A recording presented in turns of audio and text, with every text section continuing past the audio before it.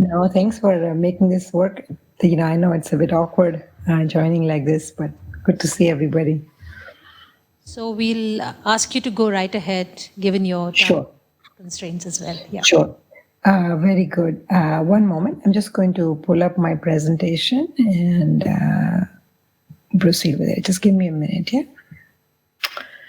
All right. I presume are you able to see my screen now, my presentation, I mean? Quickly well, and you in a corner as well, so. Oh, very good. So you can see both me and the presentation, right? Yeah. Padma, should I proceed? Yes, you can start, Amita. Go ahead, start. Please start. Okay, very good. Thank you very much. Yeah. So I will just keep my presentation on my screen because I don't want to toggle and then in the process lose the slides. And so I won't be able to see any of your faces, unfortunately. But once I'm done speaking, then I can come back and hopefully we'll have a few minutes to converse. Oh, wait a minute. Did I just stop sharing with you? There's always something, isn't it? Yeah. All right. So again, just going ahead, presuming that you can see what I want to show you as well on my slides here. If you have any difficulties, just please speak up because I won't be able to see all of your faces. So good afternoon again. I'm sorry I couldn't be there in person, and I really appreciate the ability to join remotely in this manner. And I'm sorry that I'm missing out on all the other conversations from which I'm sure I would have learned a lot. And perhaps, presumably, I would say some things right now that you might already be discussing or might be a bit of a repetition, but hopefully I'll be able to share a few insights with you all that emerge from this section that Monazza Aslam, who's at University of Oxford, and I worked on together. We were Amita, very just fortunate in able to, yes? Amita, can you just select the slideshow option or either press 5 or that? Yeah. Sure. Yeah. Okay. Is this working better? I was. Just that the text is this Padma better? Small, this view? So, yeah, but. Okay. So, yeah. That's okay. Then because I'm in the slideshow mode now. No, please go ahead then. Let's go ahead. Yeah, and it doesn't matter because I don't really have pictures to show. Mainly, I just want to have some talking points, and then hopefully I'll be able to convey them well with or without the slides present. So first off, I just want to acknowledge the excellent authors who contributed to our section. You see all of their names here. I won't read them out. But we were very fortunate in being able to call upon a great group of scholars spread across the world. And they all were fantastic in delivering their chapters in a timely manner.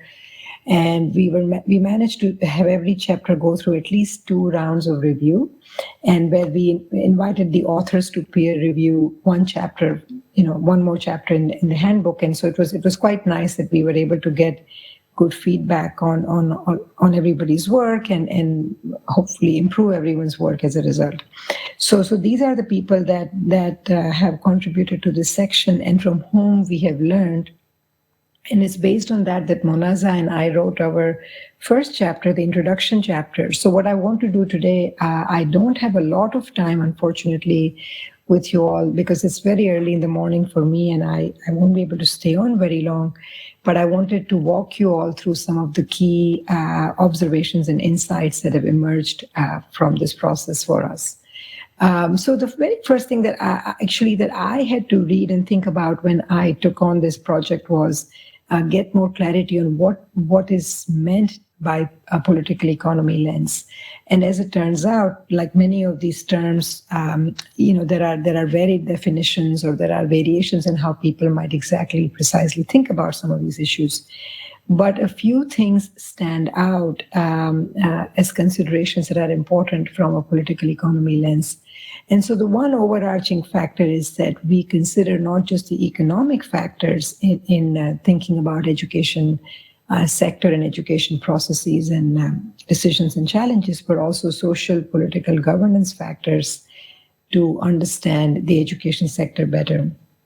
The other piece that is a very important, and I think is a piece that you will see echoing through all the comments I want to make, is is the acknowledgement that there are a range of actors or stakeholders and engaged in the education sector, really very varied. I mean, not just the government and the private sector or the government and the parents, but a wide range of stakeholders.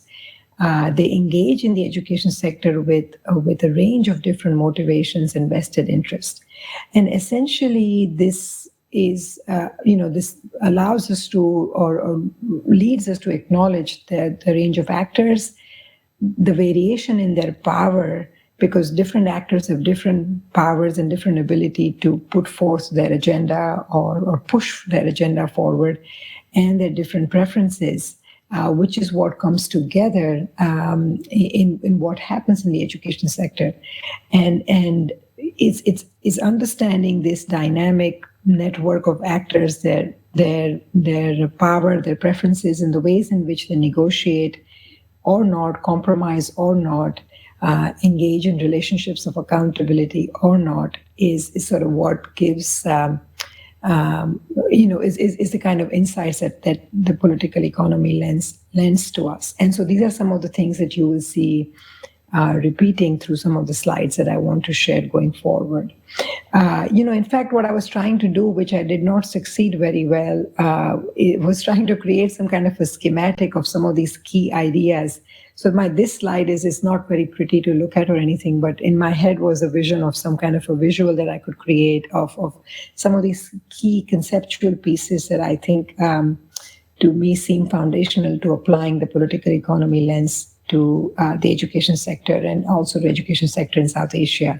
So the notion of different actors, their powers and preferences, the fact that there are diverse actors within the education sector, and there is an emergence of vast network of private and civil society actors. This is something I will go into a little bit more in a minute. The fact that these actors engage in negotiations, bargains, compromise, and which is what leads often to education outcomes being optimal or what we might call suboptimal. That the fact that these actors are bound by relationships or guided by notions of accountability and regulations. And here you can see that state or the government has a unique role to play because it is a primary and powerful actor, as we all acknowledge in the education sector. Yet, there are issues of accountability, holding the government accountable, because the most vulnerable sections who often need the government the most are least able to hold the government accountable. The importance of regulations that emerges in such an environment, if you have so many different actors and motives and preferences, kind of with different varying power differentials, trying to work towards sometimes similar and sometimes different goals within the education system. So this was sort of my effort to get some of this in a more schematic, conceptual way, which I've only partially succeeded. But with that, let me go into some of what Monazza and I observed were emerging insights from our contribution. So this is not our contribution, so really, but this is our effort to synthesize what we were learning from our authors and contributors. And one thing that I'm sure is coming up there, and I wish I was there to listen to the conversation, is just the unevenness of research literature from across the region. I mean, we tend to have certain countries disproportionately present in academic research compared to some others. And so all of our papers have also struggled with that limitation and done the best they can to address it. So one of the first things that emerges from reading these different chapters is something that is not necessarily a surprise for us, but an important factor to consider from a political economy landscape, is the reduction in state financing. And so, for example, as you might be aware, there is a general kind of agreement or understanding that governments should invest 4 to 6% of their GDPs in education. But that is not something that we commonly see happening in many countries in the region, as some of our authors showed in their papers. And so this weakening of state finance and the commensurate rise of various forms of private participation and the influx of private funds both ultimately lead to this weakening of the state in education provision, and the growing prominence of non-state actors, which I think is a very important observation from a political economy perspective, because as you think back to that previous conceptual discussion, this has all kinds of implications for notions of accountability, regulations, and just ensuring that there is a fair outcome where those who have the least ability to bargain or the lowest power in the system are also able to project their preferences and have their needs met. The other thing that emerged from our authors in their work was often this observation of a failure of governance and lack of accountability on part of the state. So this is work that Rabia Malik and Anuradha Devi are drawing primarily from some of their work in this, making this point. They talked about governance as the process that links actors and relationships of accountability. And these accountability relationships are, of course, complex negotiations between different actors with different powers and backgrounds, as we've been discussing. And here, as we've been discussing, the actors who are most marginalized are often least able to hold the other stakeholders accountable, and sort of an overall sense that the governance structure then fails to be accountable to its different stakeholders, especially the ones who are less able to exert their demands or their power within the system. And similar observations also emerged in a paper that focused more on higher education by Tara Bete and her colleagues, which is also part of our section. A related issue then, which is tied in, which is also something that we saw in our contributions, was the problem of inadequate regulations and challenges that are typically faced in implementing these regulations. So again, from a broader political economy perspective, with the way the landscape is, it's very important that good regulations be in place. And here again, the role of the state is unique, because state would be the only entity which would be able to formalize and institute and implement such regulations. But as we've been discussing, that's often something that we don't see in practice. And here the work by Priya Joshi, who did some very interesting work on private tuition providers and sort of this whole shadow market of education, so which is not the private schools, not the public schools, but the whole tuition market, which she studied very carefully, and how there are very few regulations that guide that portion of the education system, yet it's a very large and robust section of the education sector in South Asian countries, in many South Asian countries, not all. So this is something else that emerged as another theme in our in different papers: the importance of well-designed, well-implemented regulations, and again, especially with the growth of private actors and funds within the in the education space. Another issue that emerged, and again, these issues seem like they all kind of blend into one another because they are making related points, is again something that we are well aware of, is the importance of private money and private actors or non-state actors. Priya Joshi, in fact, mentioned that household contributions to education are some of the highest in South Asia across the world, which reflects, again, the fact that the state funding is poor, a point that we made previously. And what is important here in the growth of the private sector is that the private players are of all kinds now. I mean, these are parents spending their private money, to small private schools opening up in the neighborhoods, to large, well-organized private actors stepping into the education space. And this is where the paper by Prachi Srivastava and Robin Reed was quite fascinating to read, because what these two authors do is they talk about a new sort of set of actors in this space. And a lot of this was really brand new learning for me. They talk about the idea of impact investment in education, which is the kind of investment that is guided by a desire to generate financial returns while furthering some kind of a social outcome. And education sector has become a very attractive sector from an impact investment perspective.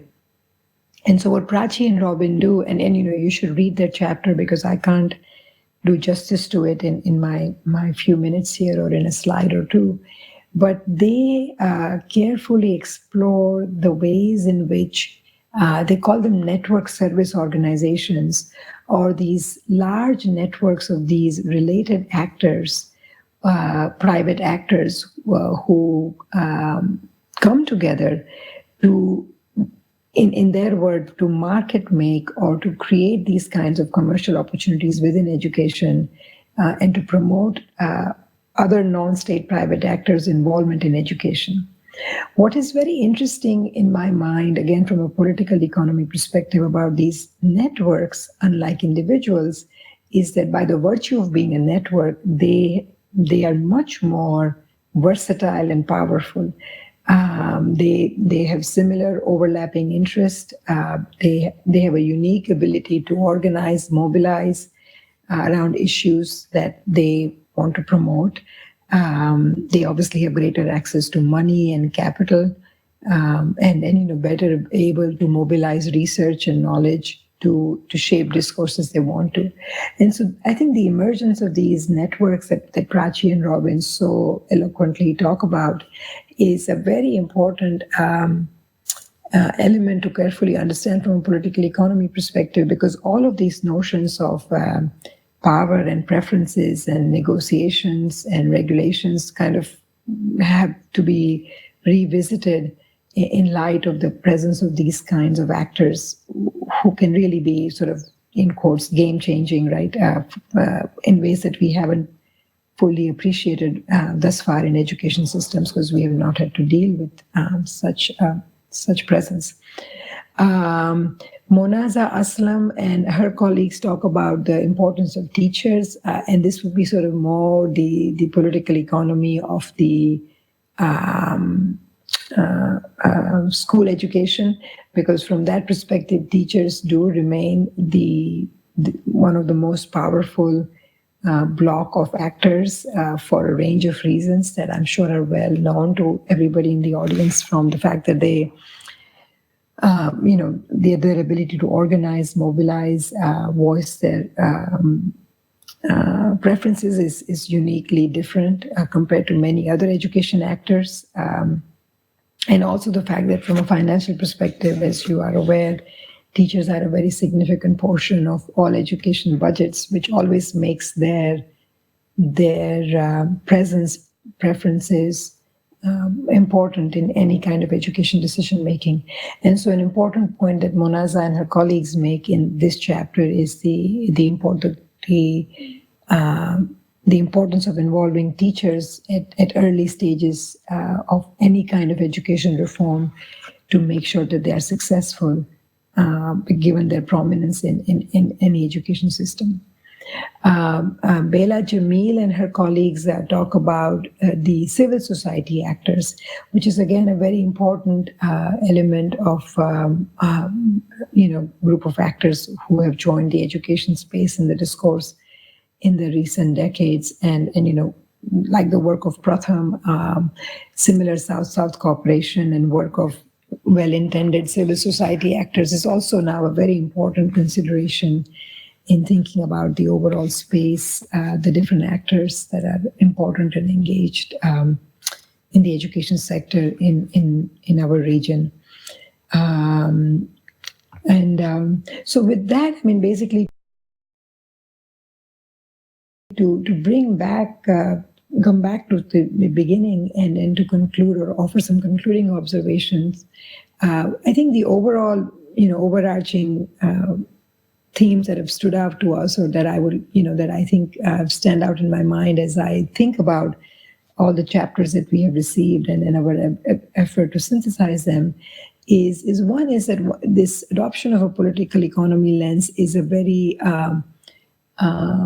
conscious acknowledgement of a vast range of actors, both traditional and now new actors who are engaging in the education sector, which itself is, I think, a curious sort of a dynamic space.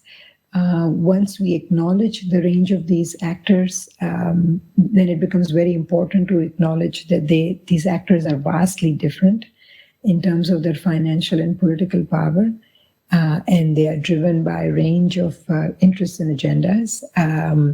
Their agendas can be overlapping, they can be different from one another, but this creates a very a dynamic space again. Governments remain primary providers of education service, but it's often difficult to hold the government accountable, especially by the stakeholders who might need government accountability the most, and which is a problem in the region. But importantly now, also the growing presence and emergence of a range of non-government stakeholders is quite important to consider. And here, we talk about both the civil society actors who have altruistic maybe goals, and the private actors who might be there for other motives, for profit and so forth.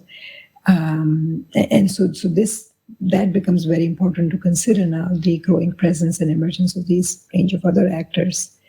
And in particular here, I think, going back to the point I made earlier, the growth of network of actors, the private network of private actors is really worth considering as well, because networks are naturally powerful than individuals. And if you think about holding networks accountable, it seems much more complicated, because then the notion of accountability could be very diffused with large networks compared to holding individual entities accountable. So I think this requires a lot of careful thought in light of these potential changes in the sector. And then, essentially, I think one thing that I kept thinking about through our work on this section was the importance of well-designed regulations which are able to safeguard the interests of students and parents, and also, as feasible, promote innovation and new ways to solve existing problems. And so it's a very fine balance to strike, given the presence of these diverse actors and diverse agendas. So this is really what I had to share. I will come back to my screen now so I can see the audience again. But that's what I wanted to share, and thank you very much for your audience.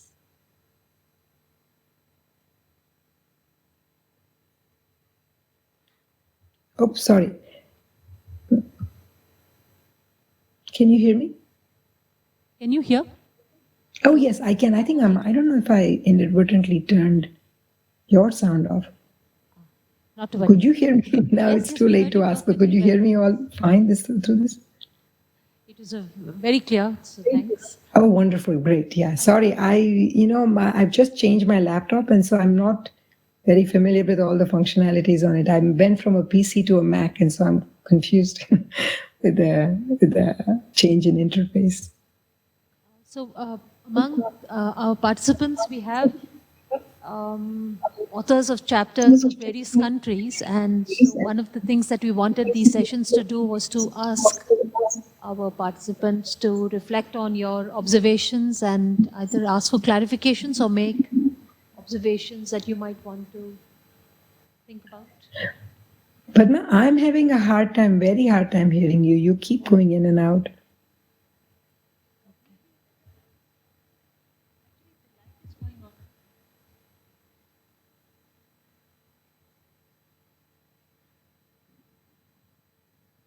Really to ask our participants.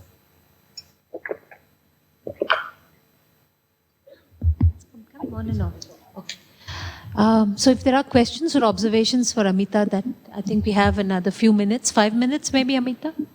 That'll be very nice. Yeah, thank you. Yeah, and Padma, this is much better. I could hear you much better now with the way you just spoke. Yeah. Yeah, it's a new mic. Yeah. Yes, I can stay on for about five minutes, 5 more minutes. Yes, I see a question there. Thank you very much indeed. So this question relates to the networking of private organization that you talked about that came across the chapters. So I wanted to know which particular areas of education is this networking largely affecting? Was there a pattern? Yeah, I would recommend you to look at Prachi Srivastava's work, and Robin Reed, whose work I was speaking from, who are one of the authors, because I know that Prachi, as we speak, is continuing to do some very important work in this area, and it's truly the expert. So I wouldn't want to speak for her or misspeak. But broadly, the way I understand from her work and some other things I've seen is the commercial opportunities. So the obvious ones are opening a private school and then, that kind of a commercial opportunity. But I think also then related services, from textbooks to uniforms and those kinds of things, I think are also seen as commercial opportunities. So my answer is very, very limited, but like I said, since Prachi is, as we speak, doing such excellent work, I think we'll be able to learn soon from her as she discusses some of these ideas. But I was struck by this notion of impact investment and, how these groups are coming together to create these markets within education and invite further investment. So.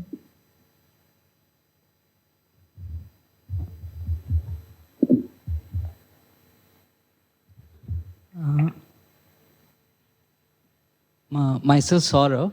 I worked as a teacher for 6 years in international school. So as a teacher, I want to ask you a question. Uh-huh. Yeah. So my question is, you quote a very wonderful sentence that teachers are powerful.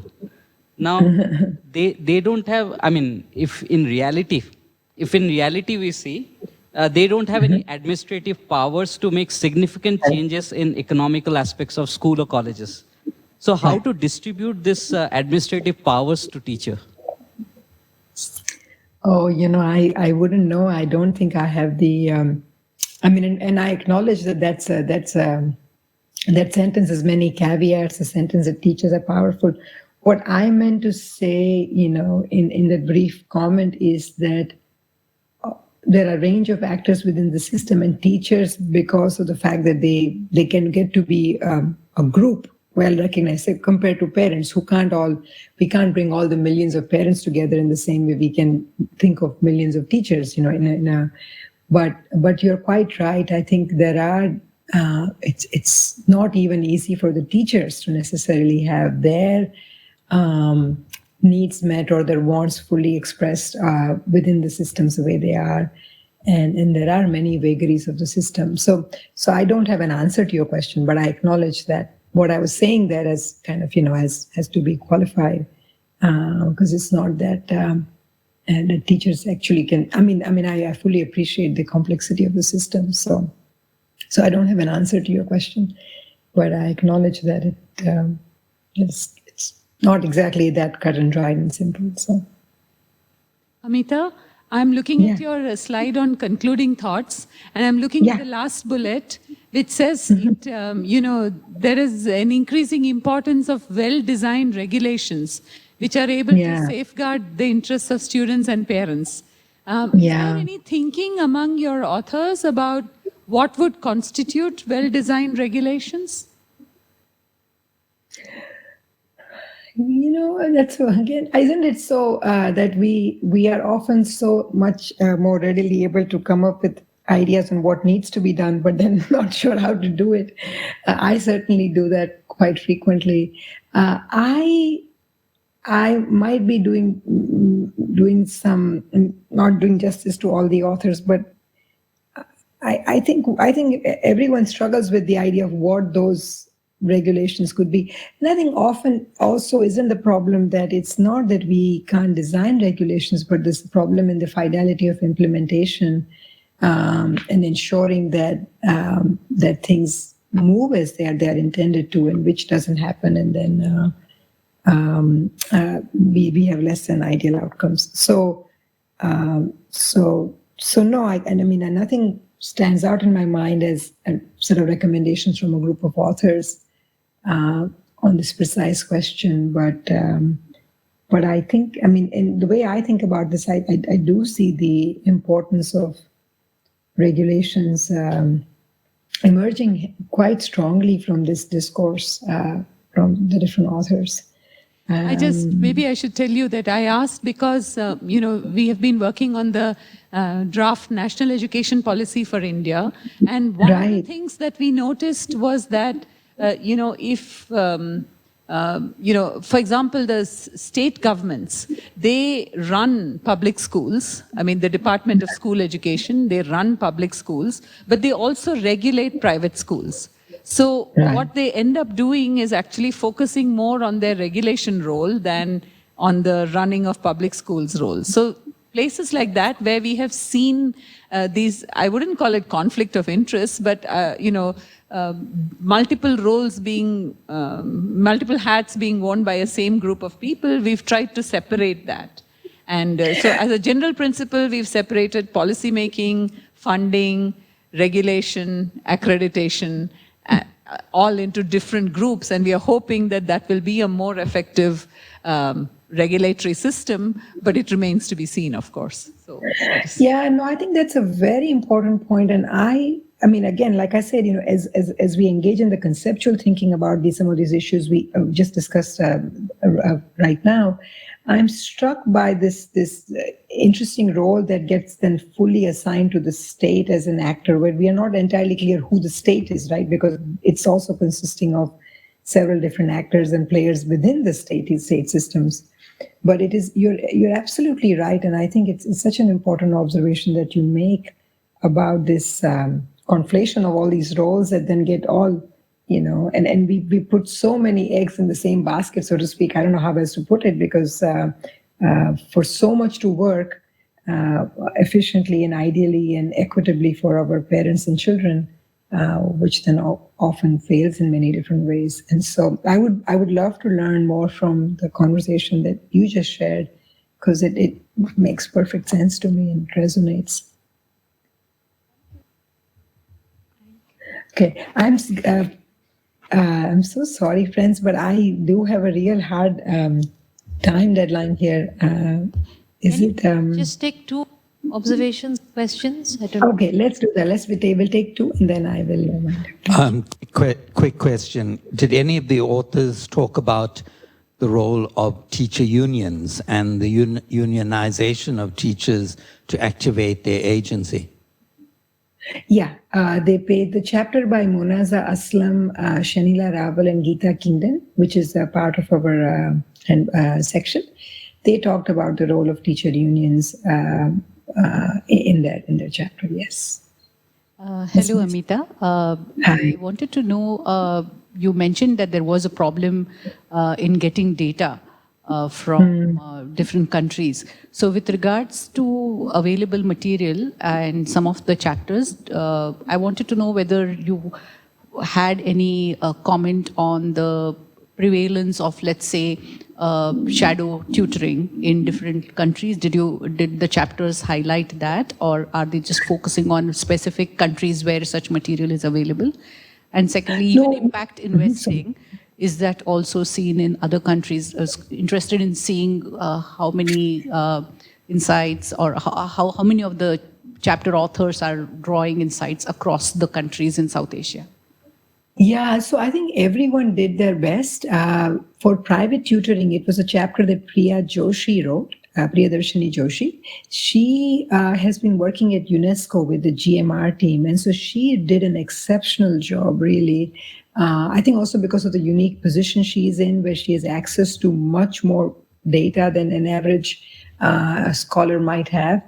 She did an exceptional job of drawing upon insights from across the South Asia region. And I think her paper, in fact, stands out in my mind as one that is most widely referenced, a range of research from across the region. So her paper was primarily focused on the growth in private tutoring. So I think you might find that quite interesting if that is something you would like to look up. And you asked about impact investment, which is what Prachi Srivastav and Robin Reed worked on. Prachi, their paper focused primarily on India. And I think the way they argued it is that India does remain right now one of the largest recipients within this space, within our region, which, in some ways makes sense given the size of the country and so forth. And so for that purpose, then it made sense for them to be more focused on India. But I know that Prachi and Robin are working broadly on the region as well. And I'm pretty sure that, because Prachi has a range of projects going, she would have more insights on the region as well on this subject, because I know that she's been thinking about this more broadly too. So. Amita, this is Rekha here, and Padma has given the mic to me and asked me to wrap up. I'll just take half a minute, not more. Please. And this is to reiterate a point that Padma and I have already communicated with you. Which is that, this chapter on impact investments is really very interesting and brings out new trends. But if the section somewhere we could also focus on this more conventional international aid, because I don't see any other section touching upon it, and therefore would request that either through your introduction or if you can get somebody to write a chapter, nothing like it, but just that I wanted to make that point again. Thank you. So much. Thank you so much for accommodating me. I know I really appreciate all of you being so generous with accepting this less than ideal way of interacting, but I'm very grateful that I could join you at least. And I'm sorry I couldn't be there in person, but thank you very much. I'm very grateful to the technology folks who always make this work somehow magically. And thank you, Rekha and Padma. It's a real pleasure. So